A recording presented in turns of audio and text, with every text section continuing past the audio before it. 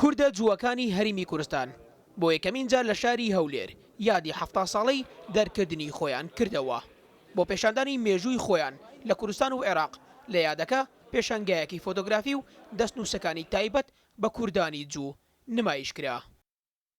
ئێمە بە هەڵمانزانی ئەوە جارشتر بە گوێی مرۆڤایەتیدا بدەینەوە کە 70 ساڵ بە لێستا ئەوە بووە دوای هەنگاو بە هەنگاو میلەتی تر ینی ئاینی تر خەڵکی تر لەسەر ناسنامەی نەتەوەی لەسەر ناسنامەی ئاینی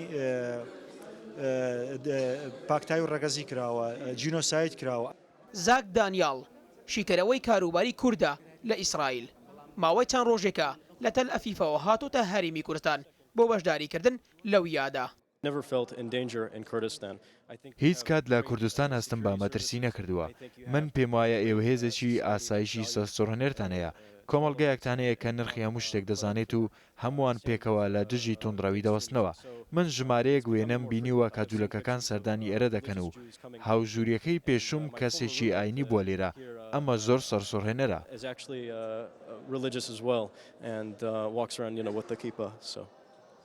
لە یادەکە هەریمی کوردستان بەلانکەی پێکەوە ژیان باسی لێوە کراو نوێنەری زۆربەی پێکاتەو ئاینەکان بەشداریان کردبوو.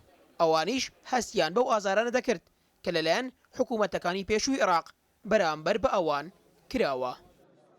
ئێمە لەگەڵ جوولەکەیەکە ژنمان لێ هێناون کچمان داونەتێ وەکو یەک لە بۆنە و ئاهەنگەکانیان بەشداریمان کردووە. ئێستا ژەگەر بزانی گەڕەکمان هەیە بە ناوی جوولەکان کوفتەی جوولەکان کە لێنێ ئێستا ژەڕەڵی کوفتەی جوولەکەکان ینی ئێمە وەکو خوشک و برا ژیای ئینسان گەلێکی گرێدا عەردەی خۆڤا بەجێ وەختە ئینسانی عەردەی بکەنە دەرێ گەلێک زەحمەتە بۆڕە.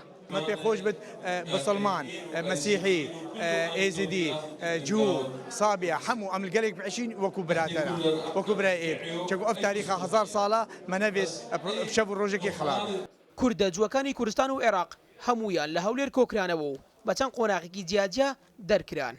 هەرچەندە بەشێکی زۆر لە ئاساواری جووەکان بە تەواوی نەماوە بەڵام پارێزگاری شارەکە باس لە نسڕاندنەوەی ناوی ئەوان دەکات.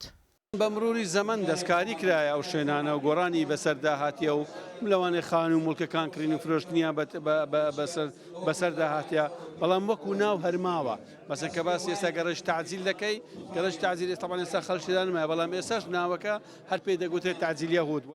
بەپێی ئامارەکان لە ئیسرائیل 320,000 کوردی جوو هەیە.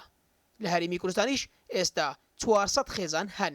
ماوەی چەند مانگێکیشە لە وەزارەتی ئەوقاف و کاروباری ئاینیەوە نوێنەرایەتێکی تایبەت بە کوردانی جوو کراوەتەوە. ئێرە پارکی شانەدەرا.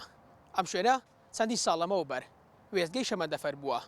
ئەو وێستگەی کە بە بڕیاری حکوومەتەکانی پێشووی عێراق لە ساڵی 1948 تاوەکو 1965 بە قۆناغی جیاجیا کوردە جووەکانی لێوە دەرکران. دوای ئەوەندە ساڵە جووەکان یادی دەرکردنەکەیان لێرە کردەوە.